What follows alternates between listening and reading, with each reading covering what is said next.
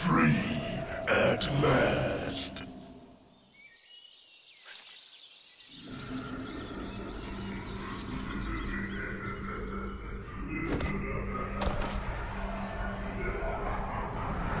Uka Uka is free? No, it cannot be. Evil, great evil has come.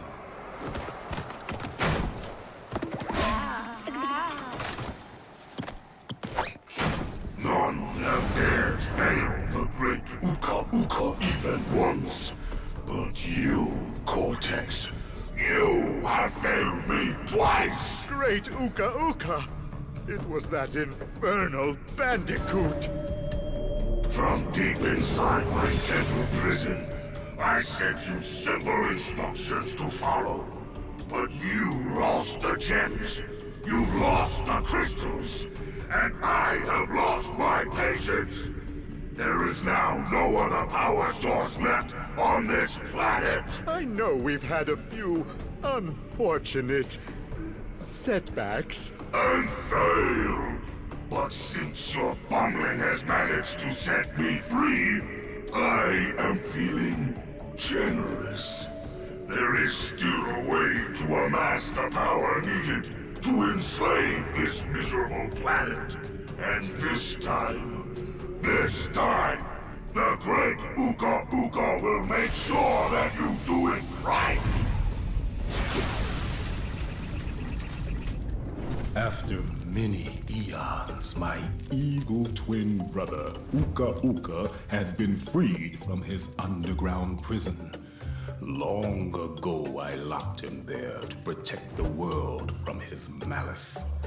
Now, free once again, he must be stopped.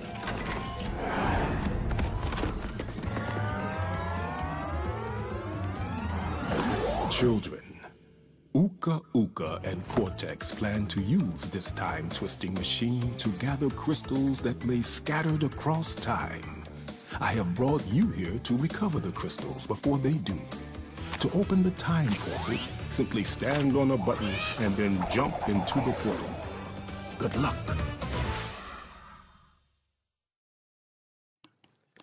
Hello!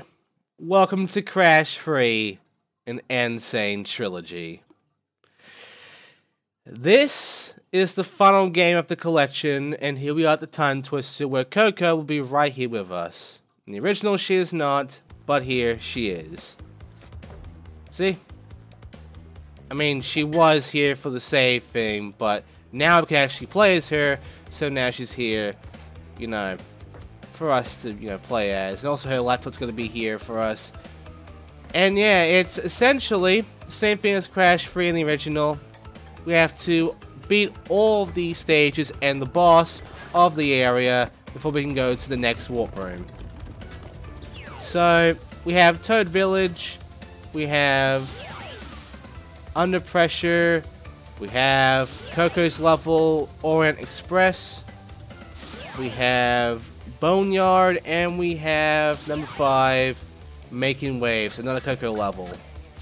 Let's begin with Toad Village, the first level of the entire Crash Free game. Crash, crash, crash. Why must you always muck in my mud? Oh, look! I have a mask helping me, too. We will find out which one is more powerful soon enough.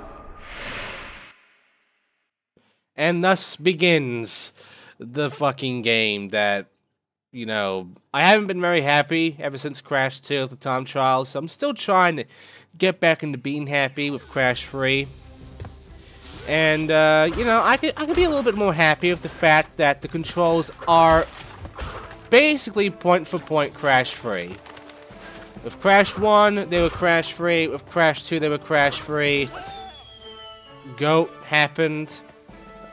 And, you know, I really didn't like how Crash 2 and 3 played for me. But Crash 3 makes sense because it's literally the same controls as the original. It is Crash Free.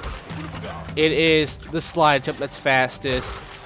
It is gonna be all sorts of shit, and this is definitely going to be a tough game to, you know, normally go through.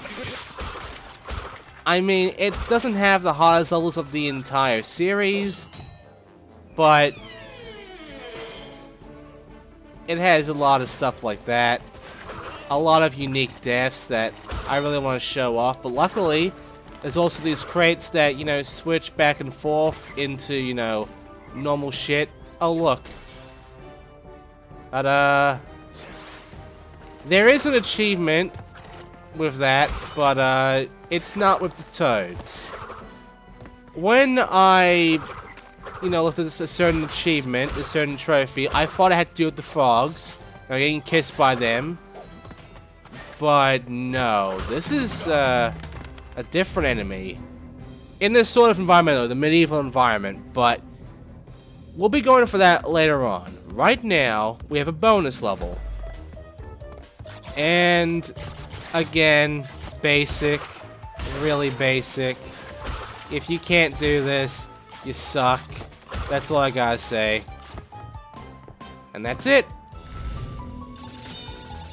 I don't know how you can fail that, honestly. I really don't know how you can fail that.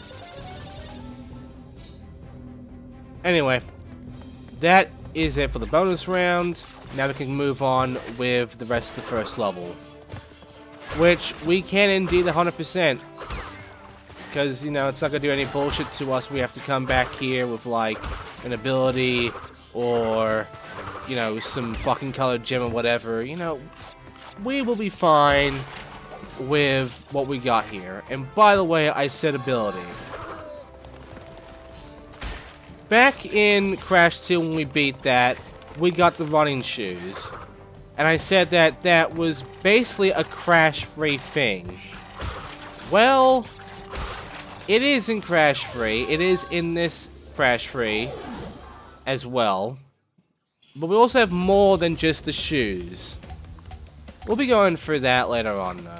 Right now, though, we have the crystal and we have the gem. So that is Toad Village done. Now, I'm going to turn to Coco a little bit. Well, actually, I'm not going to turn to Coco yet, because we have Under Pressure to do. And Under Pressure is... okay. You know how I didn't like the ice levels, you know, the polar bear? I didn't like that. For me, when it comes to the original Crash 3, I don't like the underwater levels. These levels were annoying to me. Playing slow, I can possibly get through this without getting fucked over. But trying to be fast in these levels, I never liked doing that. These were never levels that I saw as being something you can be fast in. I saw them as levels that sort of forced you to go slow. Take it easy. Because if you went fast, you would be punished by shit being in your way, the placements of enemies and mines and such. Just all sorts of stuff. And well, that rings true in Sane Trilogy, but only when it comes to the relics, considering I am not speedrunning this game. Also, there's this fucking vehicle here. It has a charge, it has a shoot button for shooting missiles, and you really want to shoot missiles because there are boxes hidden in the coral, and you need to destroy the coral in order to actually get the boxes. If you don't destroy the coral and you lose the boat, the little ship here, which you can easily do by getting hit once, basically you just fuck yourself and you cannot get the box gem because you lost the one thing you actually need to get the fucking box gem.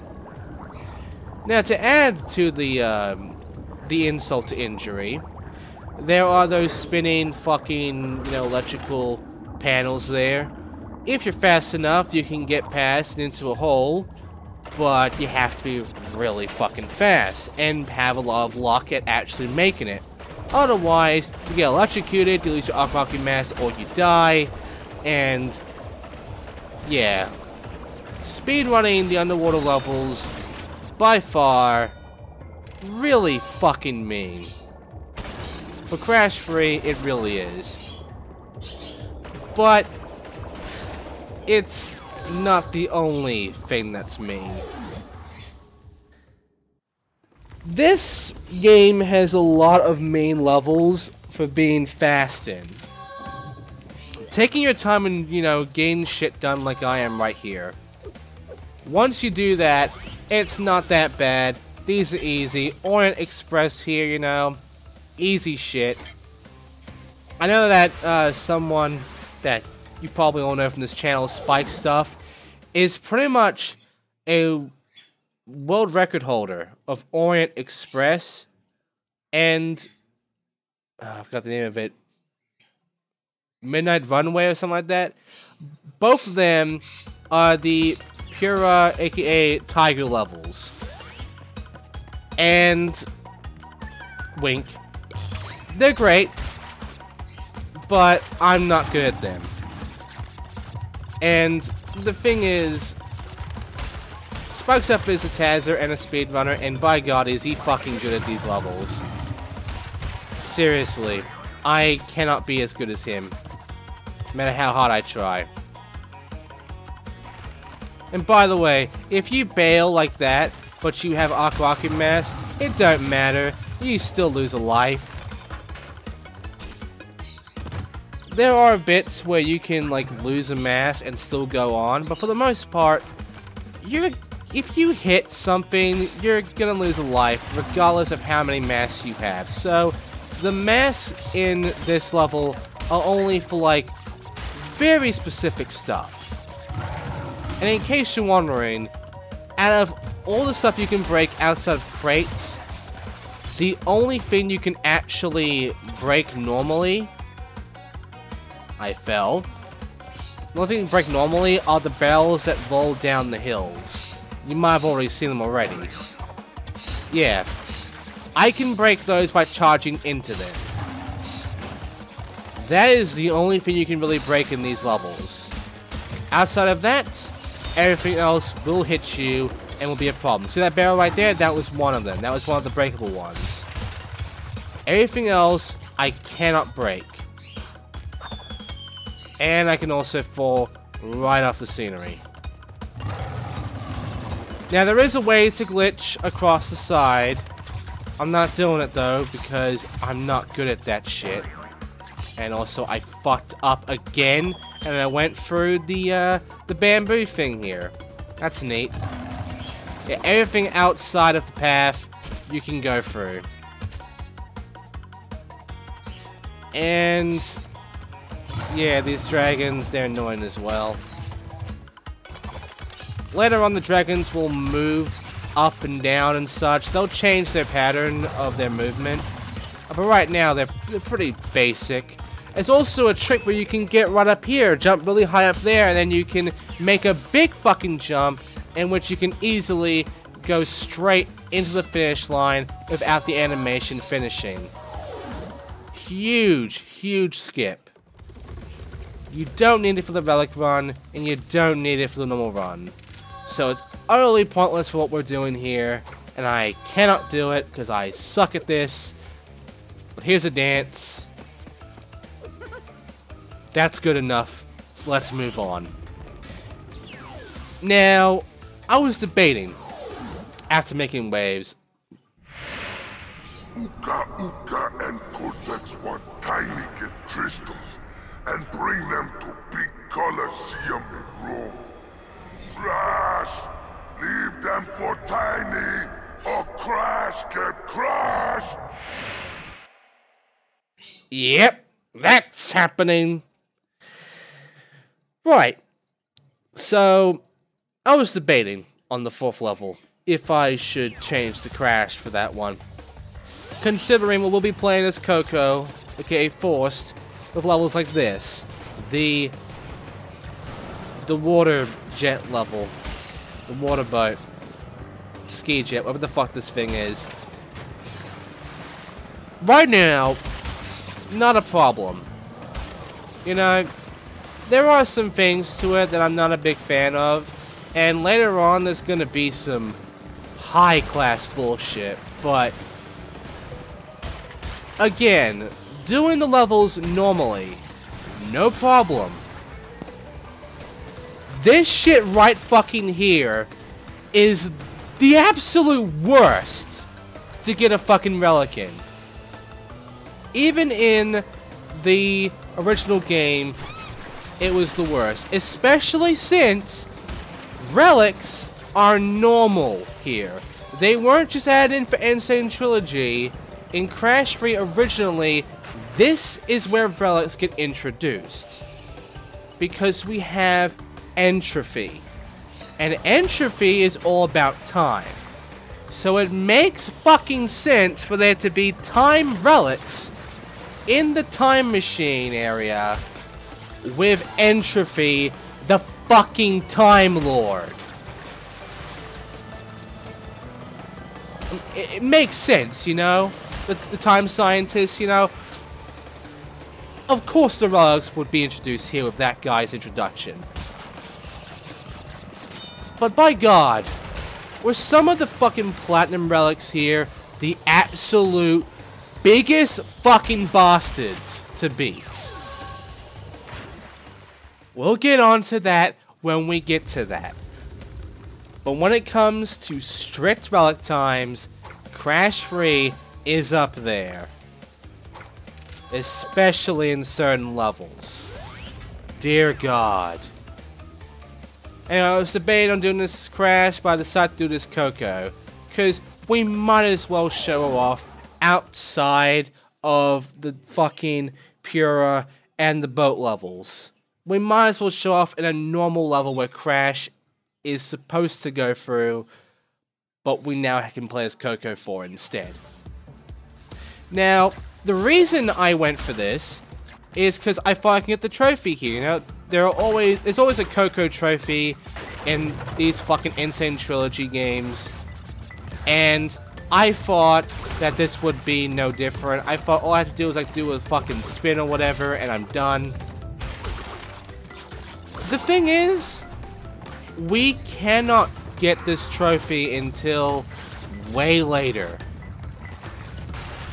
Now, by the way, I died. With the other two games, Crash 1 and 2, as soon as we got Coco, we could instantly get the trophy. In Crash 3, we get Coco immediately, but we still have to wait, because we have to wait until we get a specific ability in order to actually get this achievement. If we do not get this ability, this achievement's not to us, and playing as Coco here for that achievement is utterly pointless. I could have just played this as Crash.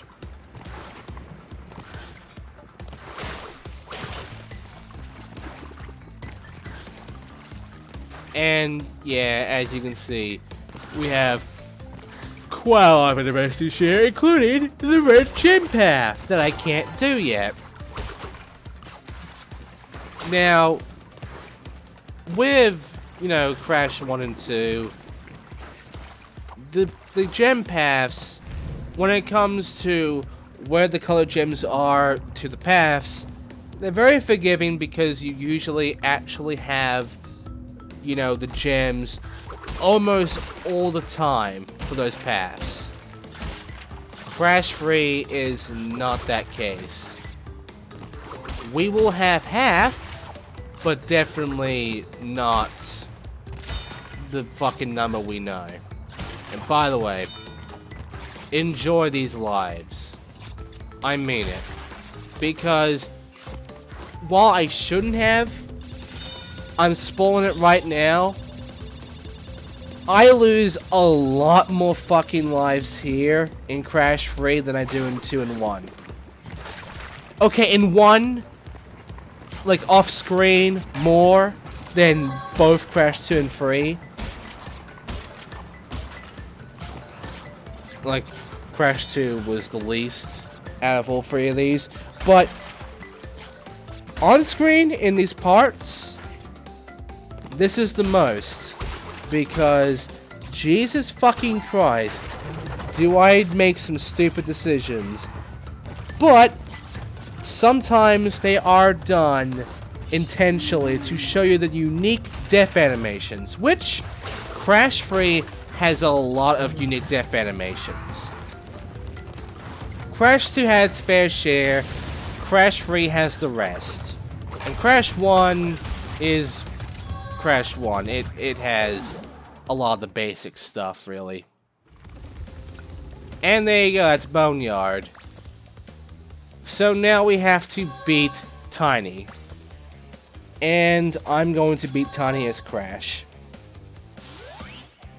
So, are you ready to see what the first boss of the game is like in Sane Trilogy?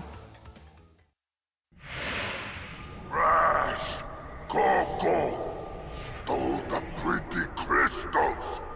Tiny, take them back in Gladiator Arena! The voice actor of Tiny, I don't mind. But this boss fight is amazing. Now, over here, you know, I like that pose Cortex makes, but for the most part, Cortex had this very mean look to him in the original. He was not smiling.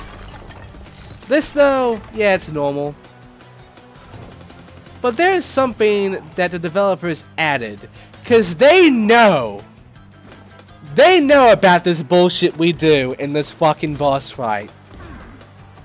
And they kept it, but they added something. If you were to go here, everyone throws fucking cheese at you. The developers are saying you're cheesing it. It works, you can still do this, but the game makes fun of you. The developers make fun of you for doing it. So, for the developers, in the second round, I'm actually going to show you how you're supposed to do this. Which is simply this. You know, go back and forth on 2 tigers, 2 lions, and then just spin. Easy stuff. Just keep dodging, you're good. And then, keep doing the same thing 3 times, the jumping and all, and eventually, Tiny will be beaten. And you'll get your first ability of the game, which is the Supercharged Body Slam, which is essentially a slam move. And also, thanks for not letting me rate that game. Oh boy, that was a dick move right there. I really wanted to rate that, but you wouldn't let me. Fuck you, game. Fuck you. Anyway, cutscene. Well done, children. By defeating Tiny, you have unlocked the gate to the next time travel area. Go back to the center of this time twister and save your progress if you wish. From there, you will see that the gate to the second time travel area is now open. And yes, we can now go to the Warp Room 2. I don't know why I don't know why he fucking says that sort of shit about this. It's a warp room. So we have G-Wiz, we have Hang 'em High, which I fucking hate. We have Hog Ride, oh boy, this is a fun one. We have Tomb Time, and we have Midnight Run. That's the name of it, Midnight Run. That's Spike Stuff's Otherworld record there. Next time, we're going to be doing all of Warp Room 2. So, thank you for watching. I will see you next time for that. And before we leave, here is the pause menu. As you can see, we have a new addition here, and there's the abilities. It's on the side there. We have 5 to unlock, as well as our crystals, our gems, our color gems, and our relics. So, there you go. Okay, now I'm going to end the part. Thanks for watching. See you next time.